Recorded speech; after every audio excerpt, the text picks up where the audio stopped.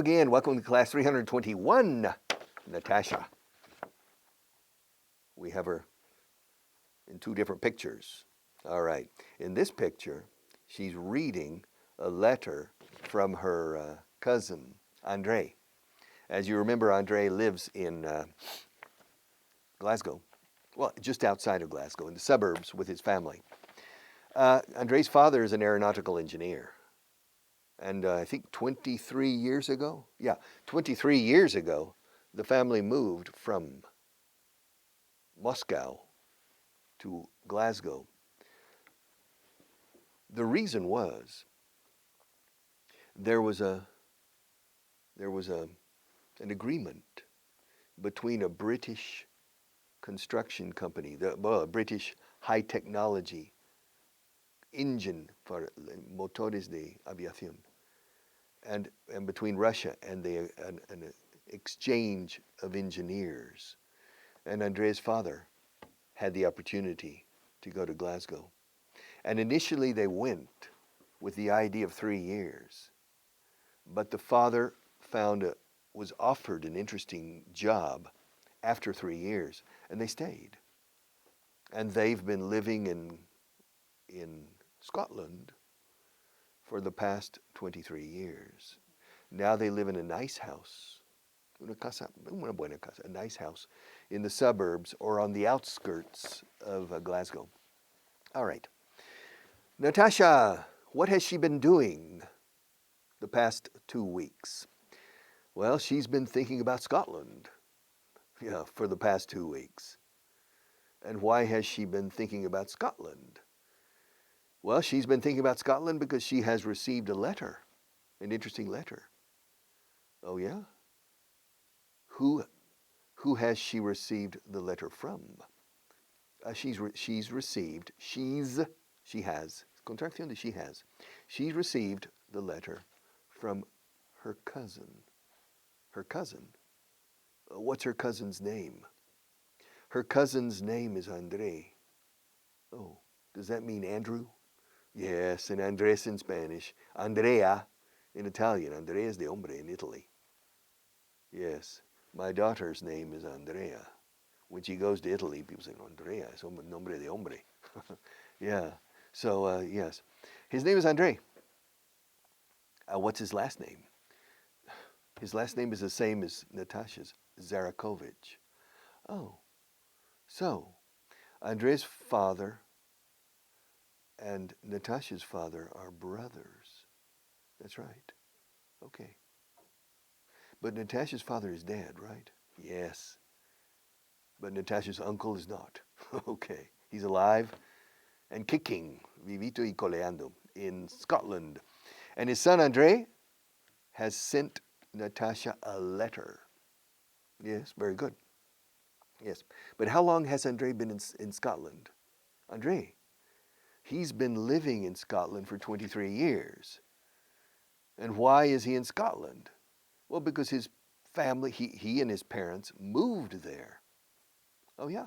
When did they move there? They moved there 23 years ago. Wow. All right. How old was Andre when the family moved from Moscow to Scotland? He was only 5. Oh, he was 5 years old, so he was very little. He was very little. Is he older than Natasha? No, he's younger than Natasha. How much younger is he? Just 1 year. He's only 1 year, or just o bien only, los dos nos valen. Es solo un año menor. He's just 1 year younger, or he's only 1 year younger. So he was 5, right, when they went to Scotland. That's right. So that means that Natasha was 6. Yeah. When Andre and his family moved to Scotland, Natasha was 6 years old. And Andre was 5 because Andre is only 1 year younger than Natasha. Did they know each other in Moscow? Very well. Why did they know each other so well? Porque se conocían ellos dos, los niños también. Why did they know each other so well? Because they lived next to each other. Maybe next door, one flat, the next flat. They lived next to each other. Okay, did they play together? Who? Natasha and Andrei. When they were little. Yes, when Andrei's family was living next to Natasha's. Natasha and Andrei played every day together. Oh. Does Andrei remember these moments, these times with Natasha? He doesn't remember very much. Does Natasha remember? Yes, she remembers a lot. She remembers a lot of things. That 1 year of difference, 5 to 6, apparently is important for memory because Natasha remembers a lot of things about Andrei, but Andrei doesn't remember many things or a lot of things about Natasha. What does Natasha remember? Exactly. Well, she remembers that Andrei was a bad little boy. Un niño malo, travieso. Yeah. He always hit her. He was always hitting Natasha. All right. But now I think he has changed. Yeah, I think he's a different person. He's not a bad little boy anymore. He's not a bad little boy anymore. All right. Now, how long have they been corresponding? How long have they been writing to each other? They've been writing to each other for the past 5 years. They've been writing, o sea, llevan 5 años escribiéndose, o sea, correspondiendo. They've been, they have been. Yo hago una contracción. They've, I've, you've, he's, she's, we've. They've been writing to each other for the past 5 years or for the last 5 years. Okay, yes. What does Andrei's father do? He's an engineer, I told you. He's an engineer. What kind of engineer? Kind of. Kind of. Dove significa paloma, ¿no? La paloma de la paz. The dove of peace. Sí, pero esto no es una paloma. Esto es, ¿qué clase de ingeniero es? El papá. What kind of? Kind of. Pero nadie lo dice así. Nadie en la historia de la lengua inglesa. Decimos kind of. Kind of. Y dove suena a paloma. What kind of engineer is Andrei's father? He's an aeronautical engineer. He's an aeronautical engineer. Okay, yes. And you said that Andrei has been writing to Natasha for 5 years. Yes, I said they've been writing to each other for the last 5 years or for the past 5 years. Oh, wow. And during these 5 years, Andrei has been inviting her to come to Scotland. Said, you need to come. Natasha, why don't you come? Come to Scotland. He's been inviting her. Yeah, to visit him and his family. To visit him and his family in Glasgow. Not to visit me, nor to visit you, nor to visit Marta, nor to visit Akimorita, but to visit Andrei and his family. El but aquí, sino. No para visitarte a mí, ni visitarte a ti, ni amarte, ni a Akimorita, sino a visitar a la familia Zarakovich in Escocia. Not me, nor you, nor her, nor Aki, but Andrei and his family. But aquí significa sino, no pero. All right. So, well, would Natasha like to go? Does she want to go? Does she want to go? Would she like to go? Does she want? ¿Quiere ir? ¿Le gustaría ir? ¿Quisiera ir? Does she want to go? Would she like to go? Yes, of course she would. She would love to go. Le encantaría ir. She would like? Yes. In fact, she would love to go. What's the problem? Oh, she's got no money, honey. She doesn't have enough money. It's too expensive. I mean, to fly. Really, I think if I remember right, she needs to fly from Moscow to London. And then from London, she needs to go to fly to Glasgow or to take a train or a bus to Glasgow. And it's expensive to fly. The ticket from Moscow to Madrid, the cheapest ticket is probably 700 euros or 600 euros. And remember that Natasha is an orphan. Well, orphan, no. Her father died, and the mother doesn't work. Natasha is the only source of income for the family because Natasha's younger brother is still in college.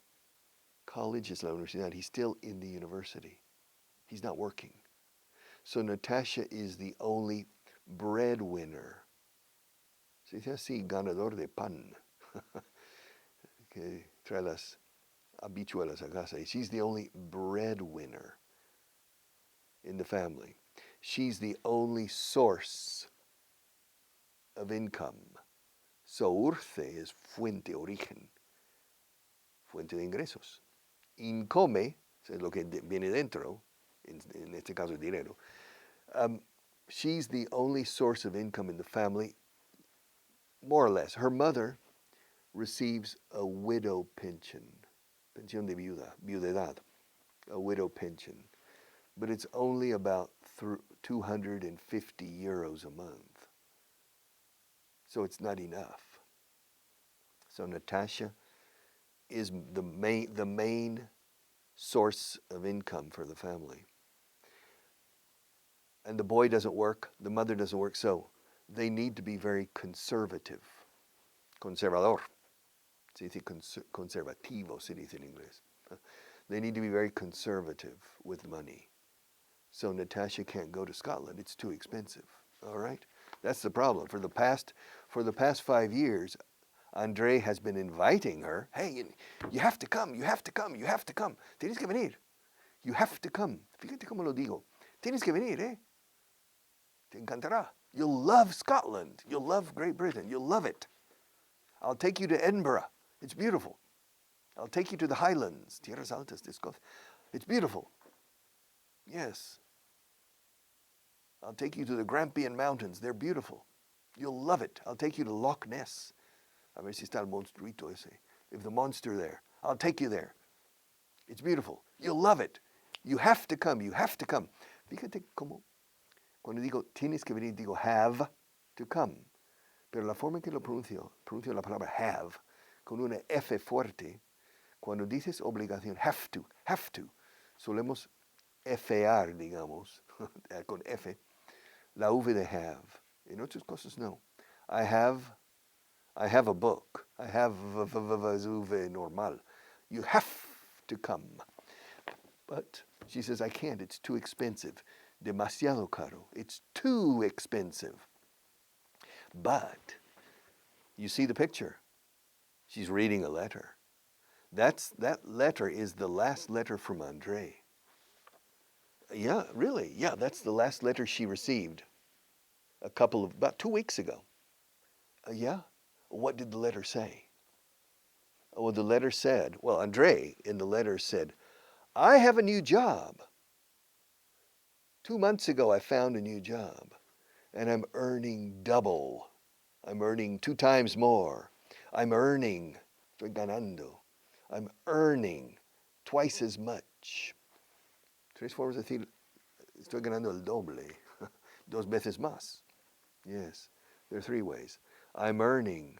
Fíjate cómo lazo. I'm earning. 2 times more. Fácil, 2 veces más. 2 times more. I'm earning double. Fácil, estoy ganando el doble. En inglés decimos estoy ganando doble. I'm earning double. I'm earning 2 times more. Sin embargo, el más corriente es I'm earning twice as much. Twice as much es la forma más corriente. Quizá el 60% o 70% decimos esto. Pero da igual, estos nos valen. I'm earning twice as much as before. And he said in the first 2 months, he used the extra money in the first 2 months of his new job to reserve a flight, to make a flight reservation. or to reserve a flight for Natasha from Moscow. I think, we'll see it in the next episode, to London, Heathrow Airport. And I think Andre will drive down to London. It's about 6 hours, Or, yeah, 6 or 7 hours. He'll drive down to London to pick her up and take her back to Scotland. Now, in the future, they will visit Scotland, but in the end, he will take her back to London. And I think they spend 2 days in London, seeing London. Of course, if Natasha flies to Great Britain, she needs to see the capital, London. It's a very famous city. And so, Natasha, Andrea's paying her flights. He's paying for everything. Does Natasha like this? No, she doesn't like this. Natasha doesn't like the idea of her cousin paying for the flight. Fíjate cómo se construye. No le gusta la idea de que su primo pague o cubra los gastos. No le gusta la idea de que él cubra, o que él pague, o que él reserve con su dinero. She doesn't like the idea of her cousin paying. Es muy diferente en inglés. Subjuntivo en español, de que pague, que reserve, etc. But in English, no. Natasha doesn't like the idea of her cousin covering the expenses. She prefers to pay for her own flight, of course. Natural. You and me, we would have the same reaction. But nevertheless, no obstante, nevertheless, she's excited, about the idea of finally visiting another country. Dice aquí, she was excited about the idea of finally visiting another country. Why? Why is she so excited? Because she's never been abroad. She's never been what? Abroad. Yesterday I taught you abroad. Nunca ha estado en el extranjero. She has never been abroad. Nunca ha ido al extranjero. She's never gone abroad. You mean she's never left Russia? No, she's never left Russia. Oh, poor girl. In fact, she's never been more than 50 kilometers outside of Moscow. Wow. So she's never been to St. Petersburg. No, she hasn't. She's never been more than 50 kilometers outside. Even kilometers or miles? Kilometers. 30 miles. Poor girl. Well, when her father died, the family has since her father died, desde que murió su padre, since her father died, she and her family have needed to be very frugal. La palabra frugal, en español existe frugal, frugalidad, pero suele ser en la comida. En inglés no. Frugal means muy conservador con el dinero. Very frugal in everything. And so she hasn't had the opportunity to travel. But she's going to go to Glasgow. Have you ever been to Scotland? Have you ever been to Scotland? Well, Natasha hasn't been to Scotland either. I've been there. I've been to Scotland 4 times, maybe. 4 times. The first time I went to Scotland was in 1974. Yes, 1974. By bus, going up by bus from London to Edinburgh. The second time I went to Scotland, I think was in 1977 with my future wife. We went to London and went to Scotland. The third time I was in Scotland was with my wife and family when my children were little. My daughter was 10 and my son was 6 maybe. We flew to London. I rented a car, and whew, we went straight north to York, Newcastle, Edinburgh, and around Scotland, all the way to Ullapool, north of Fort William. Oh, up, hacia el Polo Norte. And then we drove back down to London. It was a good trip, maybe 2 weeks or more. It was a good trip. A lot of rain, okay, because it was, I don't think it was in the summer, I don't remember. And the fourth time was with my wife and another couple, and we flew to Liverpool from Madrid. We flew to Liverpool, John Lennon Airport. The airport in Liverpool now is called Aeropuerto John Lennon Airport. There we rented a car, and we drove to York, and then north to Durham, Newcastle, Edinburgh, Stirling, and then back to Edinburgh, and then back to Liverpool to return to Spain. So I've been to Scotland 4 times. I recommend all of Great Britain. It's very, very beautiful. Scotland is beautiful, very interesting. It's not difficult to understand Scottish people if they speak directly to you. If they're speaking to each other, good luck. You say, good luck. And, well, if they speak directly to me, I understand them, usually.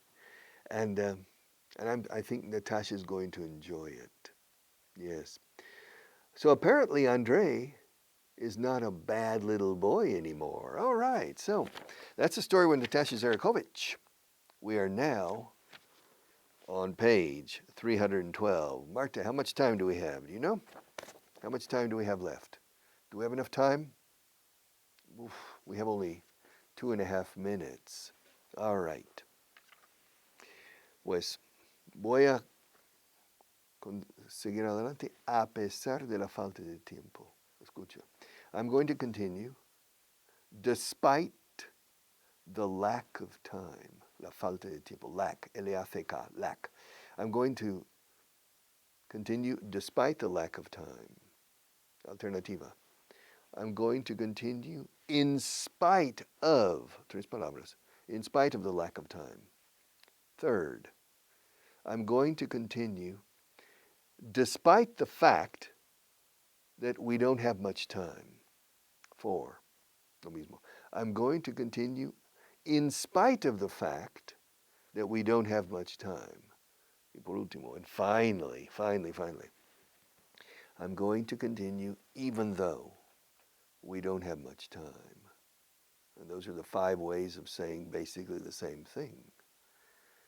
Despite, in spite of, despite the fact that, in spite of the fact that, and even though.